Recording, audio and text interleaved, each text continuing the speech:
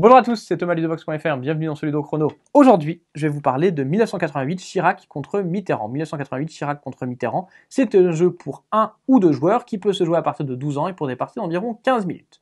Alors il s'agit d'un jeu, vous l'avez deviné, dans lequel un joueur va incarner Chirac et l'autre Mitterrand et ils vont s'affronter pour savoir qui va gagner l'élection de 1988. Pour cela, vous allez devoir faire face à des événements et choisir vos réactions face à ces événements. Vos réactions vont vous permettre de progresser sur les pistes qui sont ici, qui représentent 3 qualités. Le charisme, le courage et l'intégrité. Il va falloir convaincre les électeurs que vous avez plus de ces qualités que votre adversaire pour remporter l'élection. Mais attention, en fonction des choix que vous allez faire, eh bien, cela va pouvoir user votre pouvoir. Si jamais vous avez trop d'usure du pouvoir, eh bien, vous risquez de perdre la partie. Alors, au début de la partie, on va installer le plateau central au centre de la table avec au centre les compteurs entre chacun des candidats. Chaque candidat va recevoir un paquet de 10 cartes événements. Il y aura 4 cartes événements qui auront été défaussées. Mitterrand va recevoir le jeton média et c'est toujours Chirac qui va commencer la partie.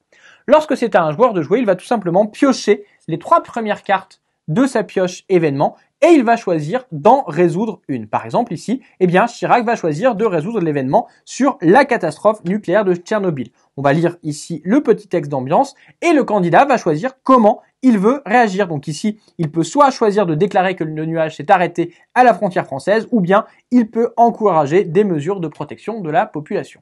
Ici, Chirac va choisir de déclarer que le nuage s'est arrêté à la frontière française et dans ce cas-là, il va recevoir le bonus ici associé, c'est un bonus de charisme, il va déplacer le pion charisme vers lui. Plus le pion sera proche de nous, et bien plus on aura convaincu les électeurs que l'on a cette qualité. Si jamais le pion est au maximum de la piste et qu'on doit encore le déplacer, on va pouvoir voler le jeton média à notre adversaire, on verra plus tard à quoi il sert, ou bien si on a déjà le jeton média, on pourra rajouter une carte usure du pouvoir devant notre adversaire, là aussi on verra plus tard à quoi cela sert. Dans tous les cas, une fois que l'événement a été résolu, ici, l'événement choisi est un événement blanc, c'est-à-dire que n'importe lequel des deux candidats aurait pu choisir cette réaction, eh bien la carte événement va être défaussée et les deux autres vont aller sous la pile de notre adversaire. Le tour de Chirac est terminé, hop, on se remet là où il s'était déplacé, c'est au tour de Mitterrand de jouer. Il va faire exactement la même chose, il va piocher 3 cartes et choisir d'en résoudre une. Ici, eh bien, il va choisir de résoudre la carte sur la suppression de l'impôt sur la fortune. Alors comme vous le voyez, cette fois, les 2 choix possibles sont colorés. Chaque joueur ne peut jamais choisir un choix qui n'est pas de sa couleur. Si je suis Mitterrand, je ne peux pas prendre de choix bleu. Si je suis Chirac, je ne peux pas prendre de choix rose. Ici, si Mitterrand choisit donc de résoudre cette carte, il faudra forcément qu'il fasse le choix qui est ici, qui va indiquer qu'il va rétablir l'impôt sur la fortune. Dans ce cas-là, il va là aussi gagner en charisme et en intégrité.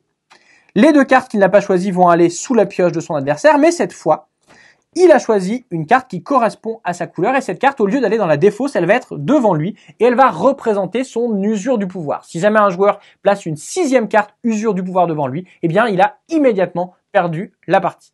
De plus, à chaque fois qu'un joueur rajoute une 3e ou une 4e carte usure du pouvoir devant lui, eh bien, son adversaire va pouvoir piocher 3 cartes ici, qui sont des cartes campagne électorale, qui sont des événements, et il va pouvoir choisir un des événements pour l'appliquer immédiatement. Par exemple, celui-ci va lui permettre de récupérer, par exemple, le jeton média.